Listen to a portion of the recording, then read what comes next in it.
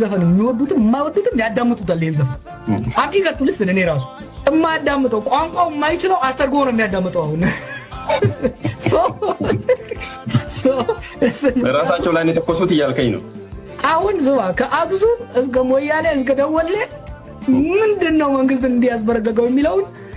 it has made it the most awaited album of the year ለደሴቷ የቴዲ ዘፈን አሳሳቢ ነው መግለጫ በመከልከል በሚሊዮን ብር አውጥቶ ሊያገኝ የማይችለው ፕሮሞሽን ሊሰሩለትና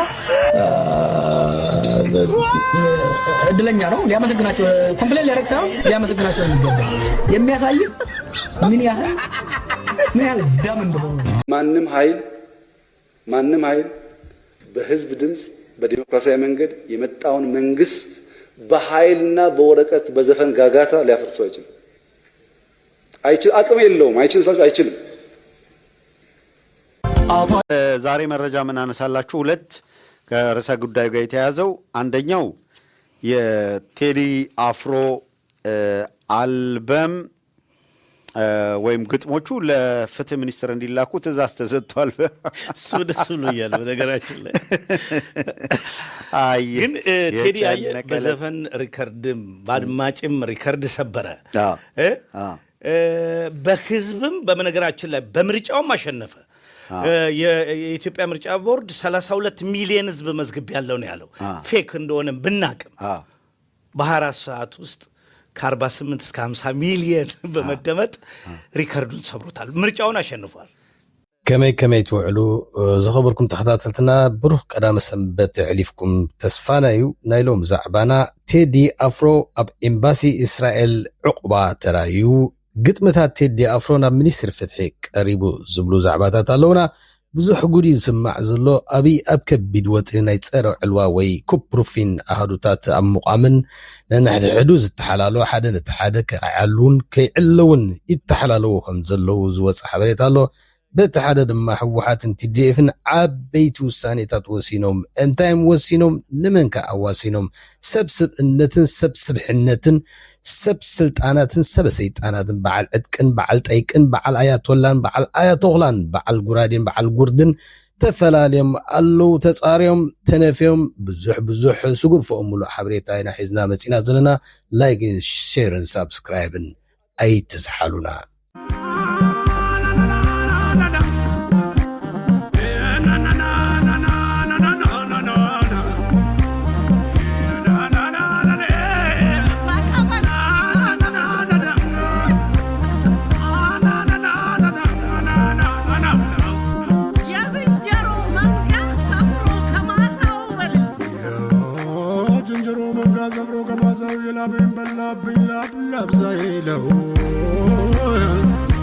ናይ ቴዲ አፍሮ 18 ዝኾን ባሊስቲክ ሚሳይል ኣብ ዝዓለበ ይዕለብ ተኩስ በድራጋ ትብጻሕ ናብ ናይ ህበይ መንጋ ኢሉ ዝወርወሮ እንሆ መንጋ ኣቢ ተናዊጹ ኣብቲ ዝሕሞ ስለ ዘላኸሞ 18 ግጥምታት ናብ ቤት ፍርዲ ክቐርቡ ክምርመሩ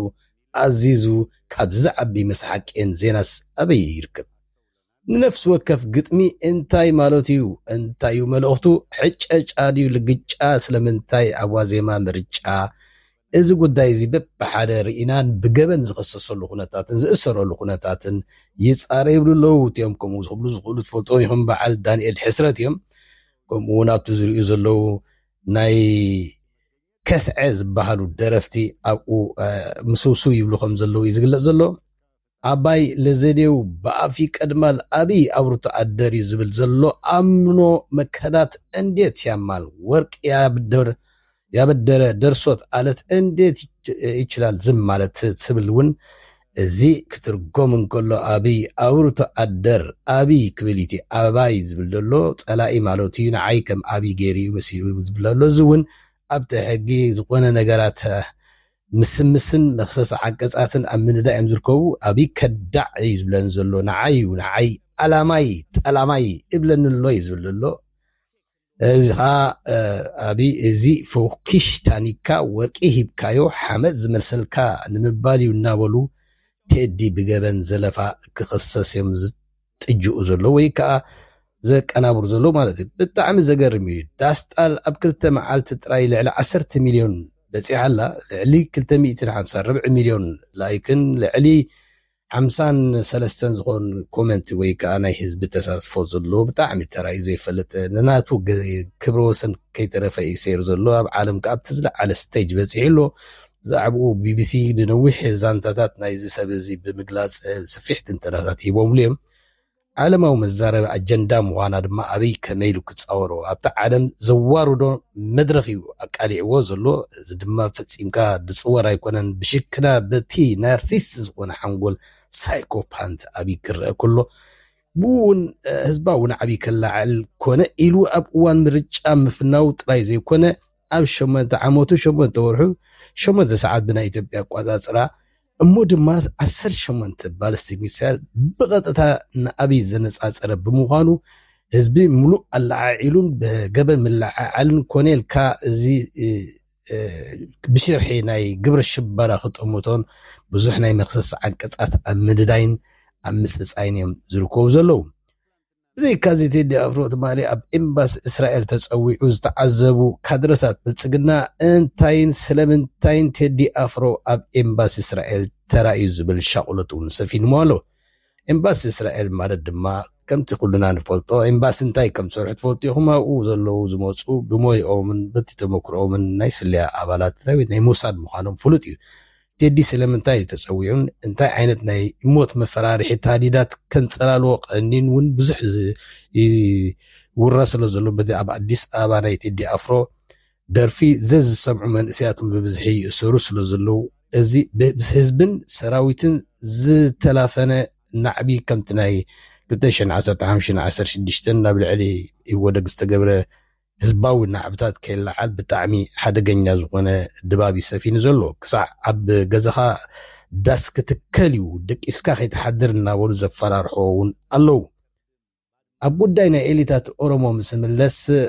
ብፍላይ ድማ እቶም ንኣብይ ዝቃወሙ ከይተረፉ ከም በዓል ጀዋር መሐመድ ዝኾነ ብዛዕባ እዚ ኢትዮሪካ ትብል ኣልበም ናይ ቴዲ ኣፍሮ ወላ ሓንቲ ክዛረብ ወይ ደፅምሐዙ ኣይተሰምዑን ዘለዉ ስለምንታይ ቅድሚ ምዝርግሓ ጀዋር መሐመድ ቅድሚ ዘምፃናልኩም ተዛሪቡ ነይሩ እቲ ዘምፃሉ ዘረዛረቦ ምክንያት ግን ኣድናቆት ናይ ቴዲ ኣፍሮ ዘይኮነ እቲ ሕማቕ ናይቲ ኣብይ ነዚ ሰብ እዚ ከም ትዝርግሕን ነቲ ህዝቢ ኣቐልብኡ ከም ትስርቕን ዝገበረ ብስንፍና ናይ ኣብይ ንኽብል ይመፅ ነይሩ ጀዋር መሐመድ እዚ ማለቱ ድማኒ እዚ ንቴዲ ኣፍሮ ድፀልእን ዝፈቱ ብሙሉኦም ንከምዚ ዝኣመሰለ መንግስቲ ዘርዕዶ ምስጢር ዘለዋ ካሴስ እንታይ ዝብል ሓንቀውታን ክሪዮዚቲን ፈጢራ ነቲ ናይ ቴዲ ኣፍሮ ኣጀንዳ ብክንደይ ሚልዮን ብኣድቨርታይዝመንት ከስርሖ ዘይክእል ኣድቨርታይዝም ገይሮምሉ ክብል እዩ መፂ ነይሩ ብድሕሪ ምውፃእ ግን ክሰምዓ ደልየ ኮይብል እንትነበረ ምስ ሰምዓ ሓንቲ ድምፂ ኣይሃበን ኣሎ እዚ ድማ ጀዋር ከምቲ ትፈልጥዎ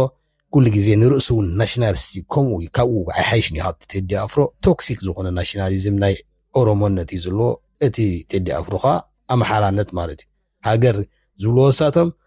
በቲ ኣምሓራ ዘማእዝኖ ሃገር ማለት እዩ ኢትዮጵያዊነት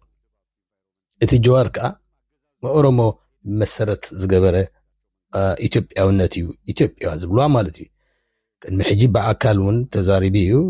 ጥቕሚ ናይ ከምዚ ብርሃኑ ጁላ ዝበሎ ይኮነን ንሕና ጥቕሙ ናይ ኦሮሞ ንዝኾነ ይኹን ብተረኝነት ኣይንሪኦን ኢና ንሓዋር እውን ናይ ረብሓን ናይ ጥቕሚ ናይ ኦሮሞ ሕሊፍና ይንህብኒና ክብል እውን ተሰሚዑ ነይሩ እዩ ፕሮፌሰር ህዝቅኤል ጋቢሳ እውን ሽሑ እኳ ምስ ቴዲ ኣፍሮ ናይ ፖለቲካ ፍልልይ ይሃልወና እቲ ሕጂ ሰሪሕዎ ዘሎ ስራሕ ግን ብጣዕሚ ሓጋዝን ነቲ ህዝቢ ግፍዒ ዝወርዶ ዘሎ ምግላፁ ትብዓትን ድፍረትን ዝሓትት ስራሕ እዩ ሰሪሑ ክብል ኣሞጊስዎ እሱ እውን ናይ ፖለቲካ ፍልልይ ኣለና ክብል ከሎ እቲ ቶክሲክ ናሽናሊዝም ናይ ቴዲ ኣፍሮ ብኦሮሞ ይኹን ብካልኦት ዋላ ብትግራይ እውን ዋላ ብኤርትራ ፍትዋ ኣይኮነን ምክንያቱ ንዓና ክሳዕ ሕጂ ልዕላውነት ናይ ኤርትራ ዘይኣምን ንኤርትራ ዘካተተት ንባሕራ ዘካተተት ኢትዮጵያ ክርኢ ዝደሊ ሰብ እዩ እዚ ንዓና እውን ቶክሲክ ማለት እዩ ኣድላይ ይኮነን ማለት እዩ ግን እቲ ስርሑ እቲ ሞያዊ ዝገበሮን እቲ ድፍረቱን ከዓ ክትምስክረሉ ገደን እዩ ዘይስገር እዩ ማለት እዩ ዶክተር ሚልኬሳ ሚደጋ ዝበሃል ካብቶም ኤሊታት ናይ ኦሮሞ እውን ብተመሳሳሊ ዋላ እኳ ፖለቲካዊ ፍልልይ ሃልወና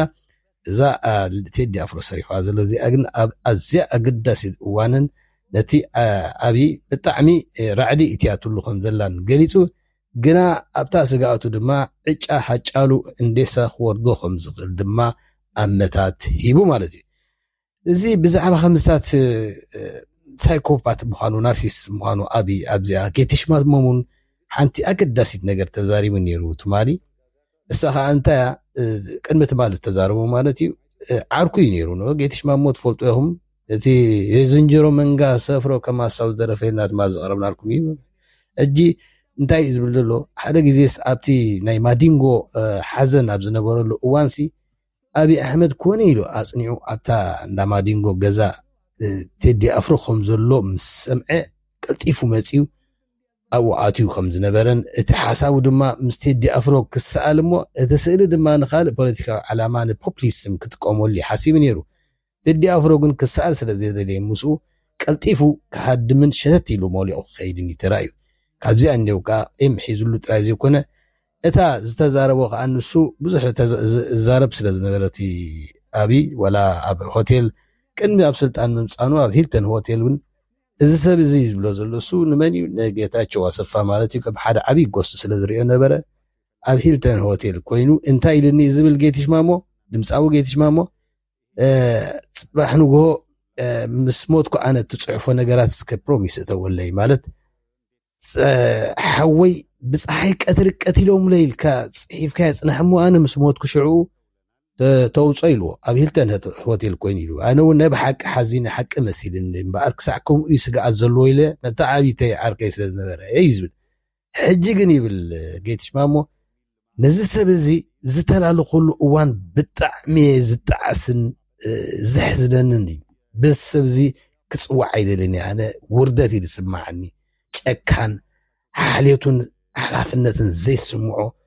انت خاله كمتناي لماريام دسالين اي خالكون يلو كغودفو يقنيرو سغا حاجرن حزبن كمزغيرو اني مرأي انا نزي سبز زتلالو كل معالتي يزرغم بطعمي يحزنن يتعسن قل سميعو موت ما لقريبنا لكم هنا دميركا غير انكل اتي جهودن اتدغولن برتع عليتا وصلي متفنان امحران اورومون النخبلن طرز براقن وسقن هلقيت نابزس عب كونታት كيقير برتع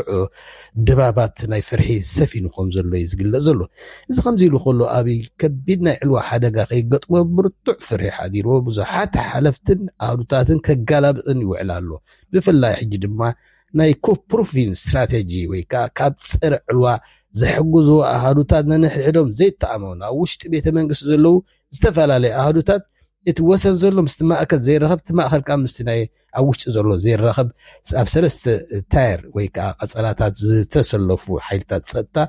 ويكا كبزي ريبابليكان غارد بحالو ليو زمچا كامبين زبحالو كومون باراميليتار زبحالو خموتات ناغبره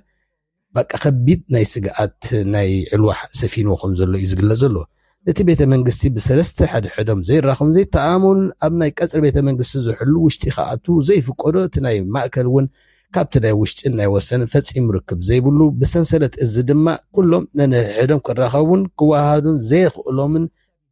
ብርቱዕ ቁፅፅር ግበረሎምን ዝሽትቱ ኣኽላባት ከይተረፈ ኣብቲ ቤተ መንግስቲ ከይተረፈ 10 ግዜ ተፍቲሽን ዘይምትእማን ነጊሱ ከም ዘሎ ዘይ ሞት ማለት بتعمل الداس كتكل زلو كمان بس زروازن سبع زلنا أبي مالتي أنا أتوس كبرد سأنا موتي زبل دلو مالتي معتي كابز حلو نز حلو زحد سرك زي إدان مين قبل أنا برتي المحجهم زوج أنا لكم ذكروت أنكم قالوني إذا أمين كم زك على عطو حزبي سلمنتين أبابا خمس فرحو إذا أمين مالتي أيردان النيرو مخنياتو بابا كاب حزبي برتع فرحين نيرو نتوم زحلوه خيترافسي ليتي سعيد دقسنيو نتوم زحلوه كحلوه ميزحدر كاتريز دقس بابا إلاني رزقا خما خوينو تغير له مالتي نتوم زحلوون ندعي لهم زتحلالون نروسون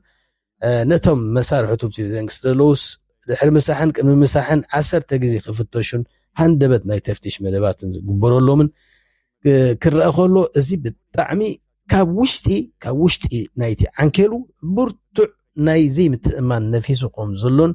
ኣብ ሓደጋ ከም ዘሎን ኣብ ሓፂር ግዜ ኮላፕስ ክገብር ከም ዝኽእል ስርዓት ዘመላኽት ማለት እዩ ዝማለት ድማ ኣብይ ፈጺሙ ኣብ ከቢድ ሓደጋ ከም ዘሎን ዕምሩ ዘሕጽሩ ሓይልታት ካብ ውሽጢ ዓንኬል የፍርሕዎ ከም ዘለው ዘመልክት እዩ